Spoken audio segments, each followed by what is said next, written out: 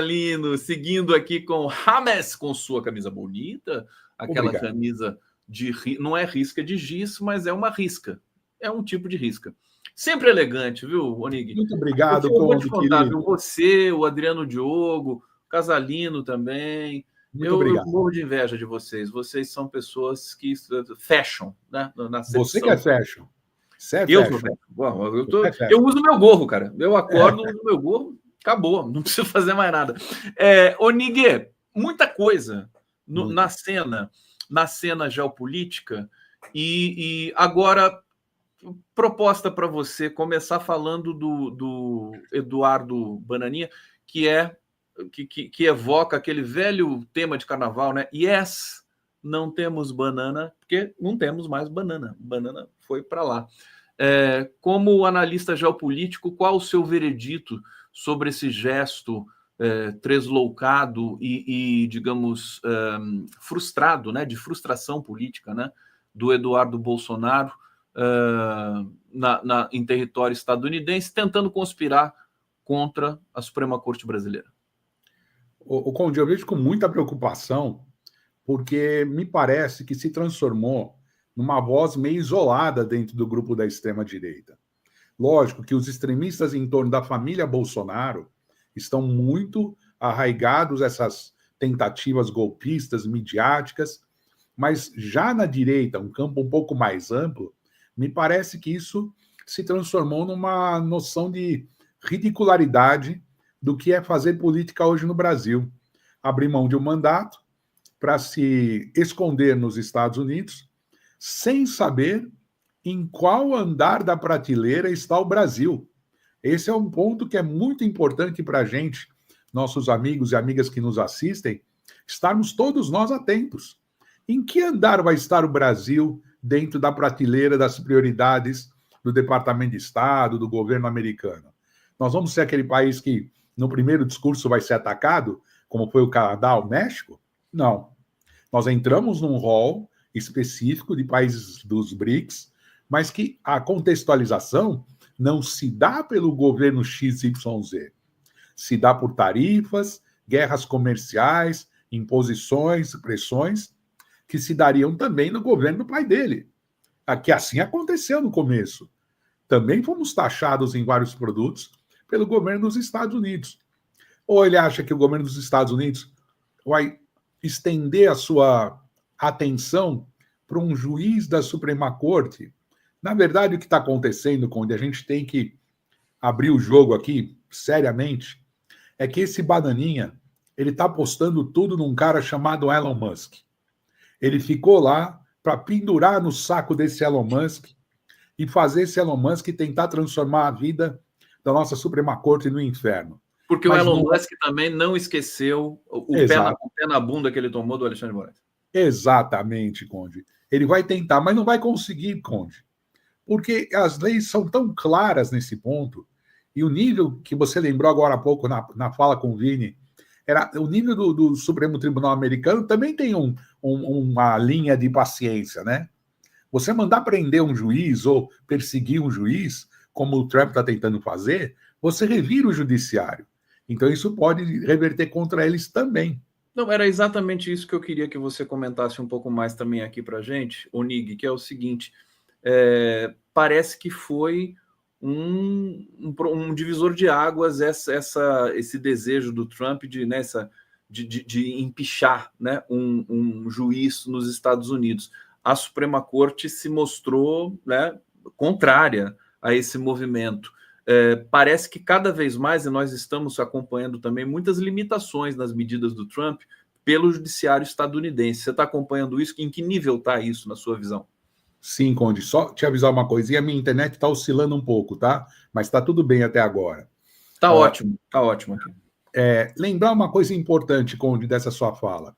Os juízes já estão começando a ficar preocupados porque o judiciário americano está sendo inundado por ações dos funcionários demitidos por Elon Musk. Vai ocupar um espaço terrível. Então já criou um cisma. Já criou uma insegurança, exatamente. Vai ter que separar o fundo de caixa ali para qualquer indenização, começou a ficar esquisito a partir dali. Estão calculando, alguns analistas que eu cheguei a ler, inclusive foi na segunda ou terça-noite, 100 mil ações logo de cara. Porque pega emprego direto, indireto, como é que é? Rompimento de contrato, uma série de coisas que coloca o judiciário já abarroado de trabalho. Agora, isso vai somando com essa antipatia que eles têm pela democracia e pela justiça. Então, os mesmos juízes conservadores já estão percebendo que estão também na mira desse tipo de grupo político. Olha, não é por nada não, mas eu tenho um forte pressentimento que esse projeto de extrema-direita trumpista não vai dar certo. Eu acho que ele vai ser, assim, é impossível, né? Ele, inclusive, o próprio Trump diz assim, não, se tiver recessão vai ser um sacrifício necessário. Quer dizer, Estados Unidos em recessão, você imagina isso? O presidente apregoando isso a troco de fazer uma limpeza no serviço público, demitir pessoas. Quer dizer, é um suicídio tão brutal, Onig, né? Então eu acho que não vai funcionar. É o que eles falam, né, Conde, das medidas anticíclicas, que ele está indo num caminho e vai tentar melhorar fazendo caminho ao contrário, né, digamos assim. Medidas que façam com que a economia retome. Só que nós não estamos falando de uma economia de 100 milhões de consumidores.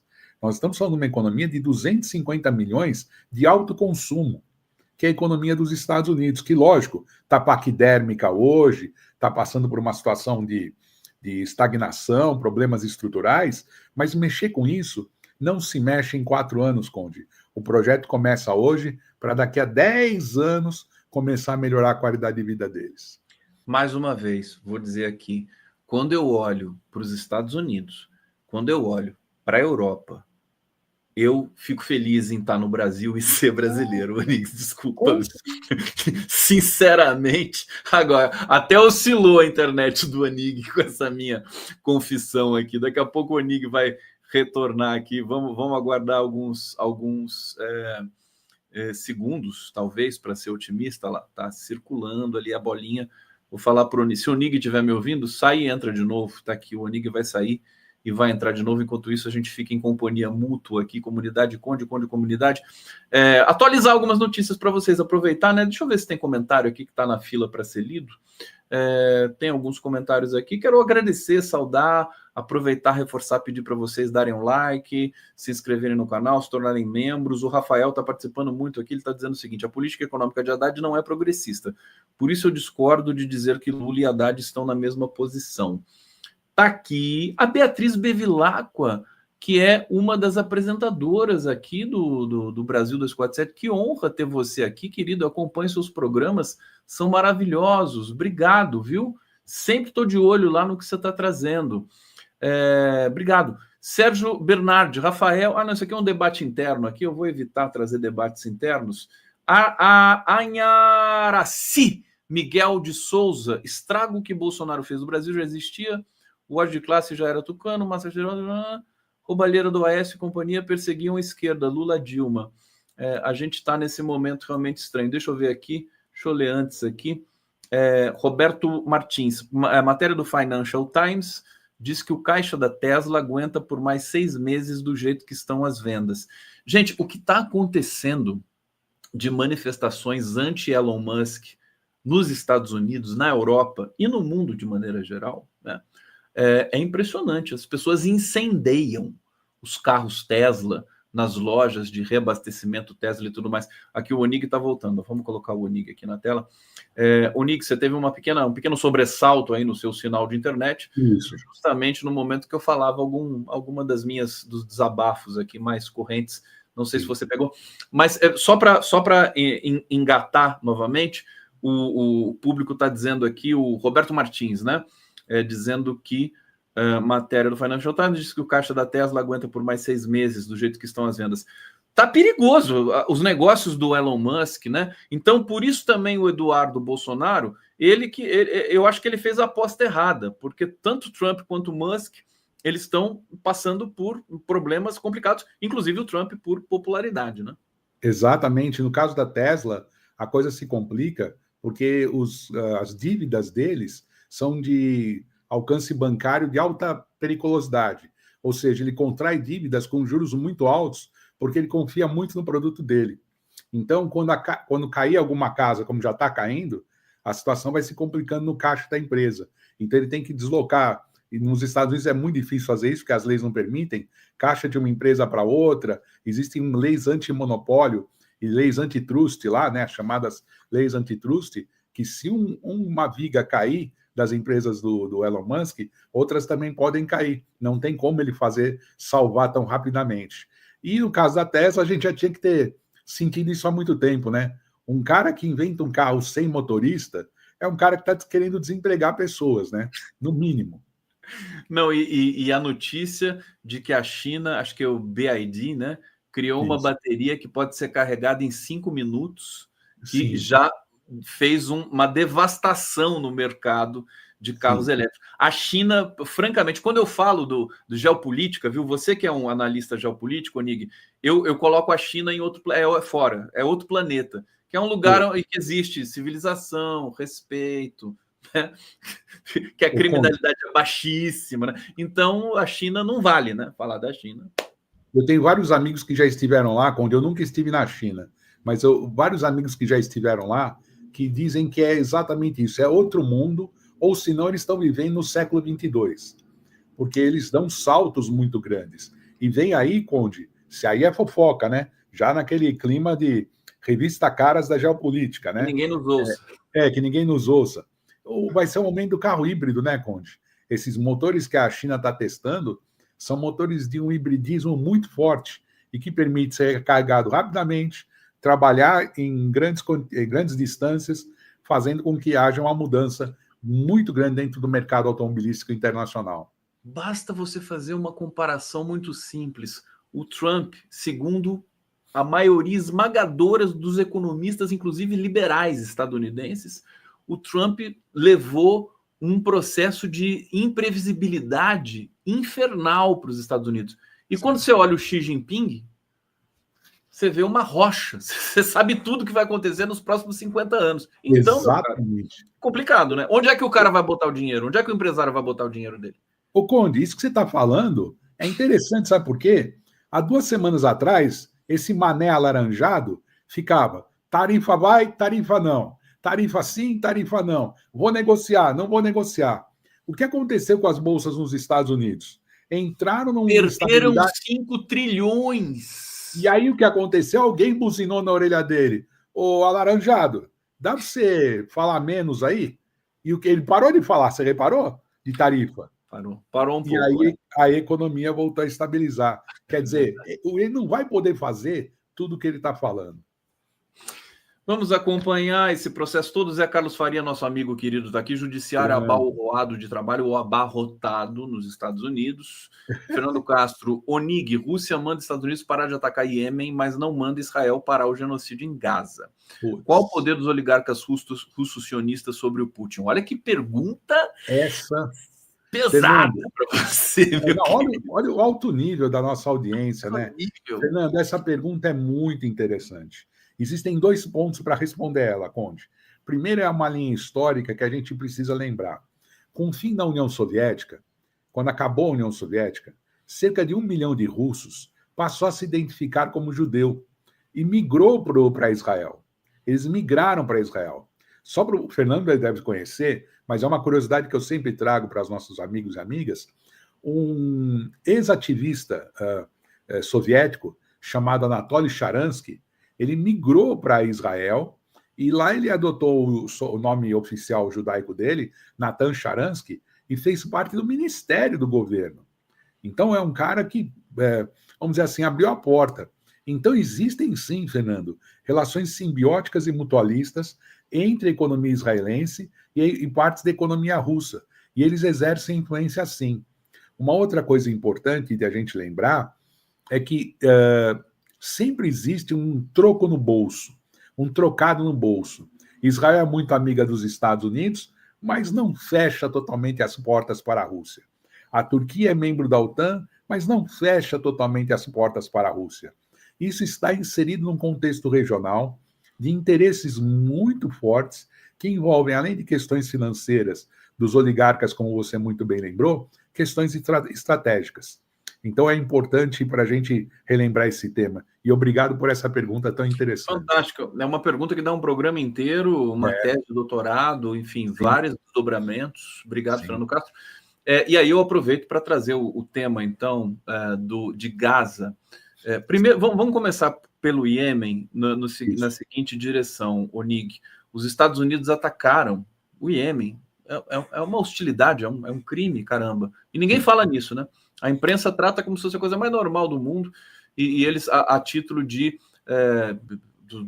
classificar os Houthis como terroristas e tudo mais, fizeram ameaças ao Irã. O Trump fez ameaças veladas, né, ao Irã, e os Houthis prometeram respostas. Você acha que esse foco já foi extinto ou ele está em brasa nesse momento? Com relação... Totalmente em brasa. Totalmente em brasa.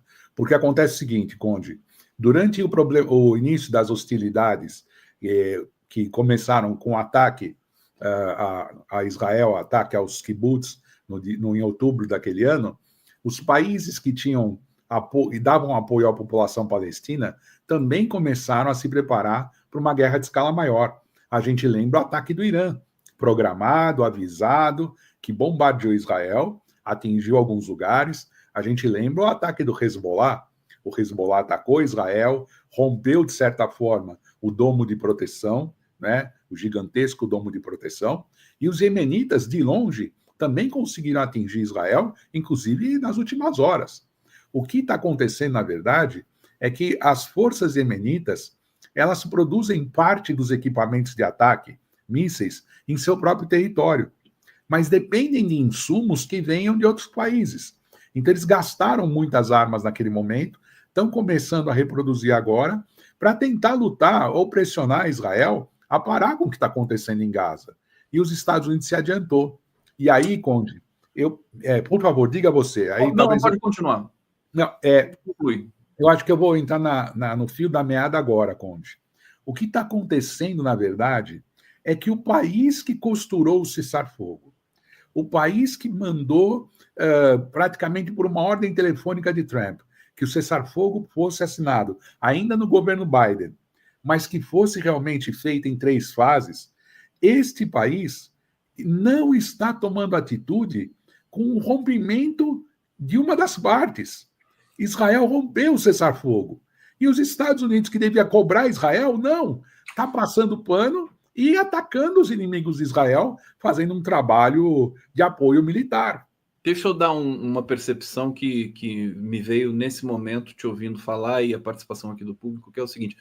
Primeiro que eu acho, assim, o que Israel está fazendo em Gaza nesse momento é ainda pior do que eles fizeram ao longo dos últimos 12 meses, né? É esse tempo que está durando ali o genocídio em Gaza. Quer dizer, no meio de um cessar-fogo, Israel vai, corta a água, ajuda humanitária, ajuda médica, corta tudo, bloqueia de novo Gaza e bombardeia covardemente escombros, matando 213 crianças.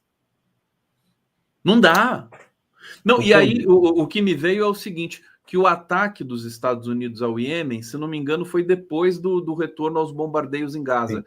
É uma espécie de diversionismo, quer dizer, ele ataca o Iêmen para diminuir um pouco a pressão, se é que ela existe, contra os ataques do Netanyahu em Gaza. Faz sentido para vocês?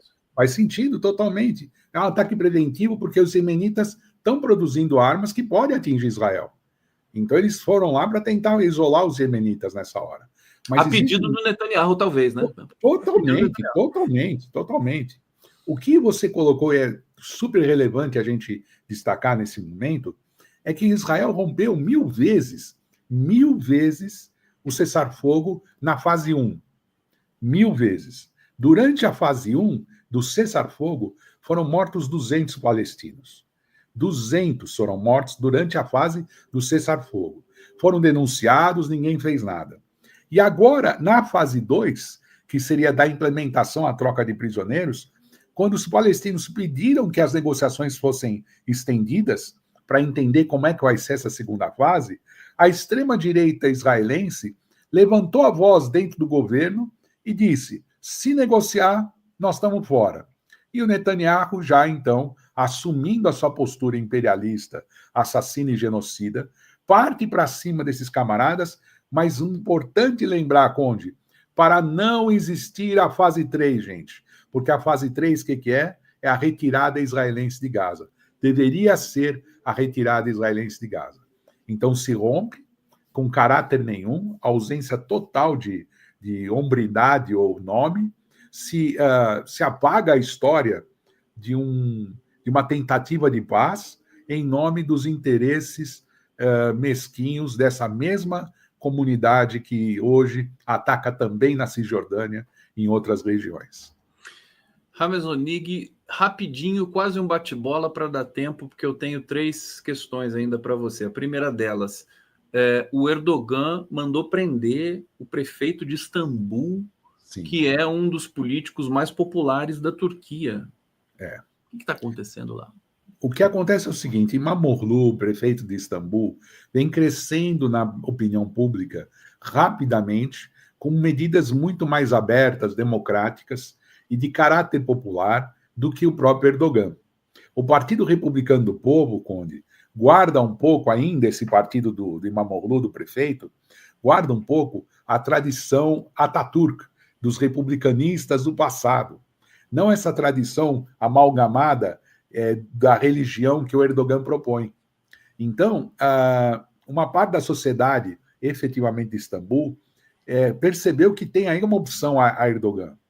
E aí o judiciário turco, controlado em grande parte por Erdogan, joga pesado contra o prefeito de Istambul, acusa ele de corrupção em algumas licitações, manda prender 100 pessoas, entre elas o próprio prefeito. E assim gerou uma crise política que a gente não sabe onde vai dar. Estamos confrontando, Conde, talvez com muita liberdade eu digo isso, Erdogan, o erdoganismo, contra o ataturquismo ou o republicanismo. Como é que é o nome do prefeito de Istambul? Evren Imamoglu. Imamoglu. E ele foi preso no cargo de prefeito? No cargo. No cargo de prefeito. Olha, eu estou fazendo algumas comparações assim. Aquele ex-ditador das Filipinas também foi preso, né? O Duterte, né? Duterte foi preso. Algumas figuras emblemáticas sendo presas, no caso, cada realidade de um país é a sua realidade. Agora, na Turquia, causou um alvoroço a prisão desse cara. E aí eu imediatamente pensei aqui na prisão do Bolsonaro, né? Não vai acontecer nada, né? O Bolsonaro vai ser preso no dia seguinte, tá todo mundo tomando cerveja, inclusive os ex-bolsonaristas de plantão. Onig, por que tá difícil? Se é que você entende que tá difícil, eu acho que não tá tão difícil. Acho que o Putin foi muito meigo com a proposta, a pré-proposta ali de cessação do conflito na Ucrânia. O que está faltando? São detalhes ou são coisas mais sensíveis? Eu acho que um pouco de tudo, viu, Conde? Assim, tem que dar chance para o Putin dizer ganhamos. Os americanos não estão querendo fazer isso. E o que é ganhamos? Tais lugares não vão ser negociados, já são da Rússia, e tais lugares precisam negociar. O Putin não quer que haja nenhum tipo de dúvida quanto a qualquer lugar. Mas ele está disposto, uma cidade, uma vila, uma beira de estrada, naquela região leste, ele está disposto a negociar. Mas as províncias propriamente ditas, essa esquece. Mas as províncias que ele tomou, ele não abre mão e todo mundo sabe. Não abre mão. O que ele abre mão, Conde, são faixas intermediárias entre os territórios ucranianos e essas províncias, que já estão na mão dos russos. E ele não abre mão da Crimeia. E não abrindo mão da Crimeia, você sabe que aí a comunidade internacional, especialmente os europeus, né? Troféu joinha para os europeus, né? Capa da revista Sem Fazer Guerra, né? Porque os caras vão atacar quem, Code? Os caras não têm dinheiro nem para pagar a aposentadoria daqui a pouco. E eles estão começando a entrar nessa.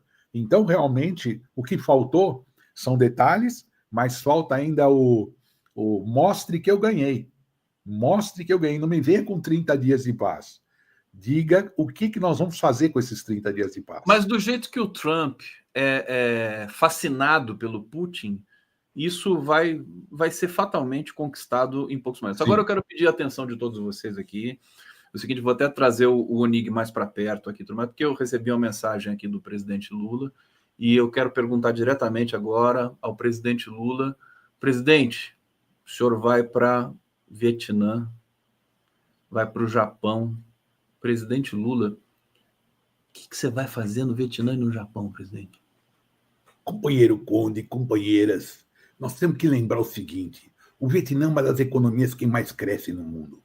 Sem dúvida alguma, a gente precisa entender que aquela parte do planeta está se transformando num grande, grande parceiro comercial. A nossa visita ao Vietnã tem o intuito de trazer de volta essa relação mais profunda com aquela região, já que o governo anterior, vocês sabem o que eles fizeram. Esqueceram de lá.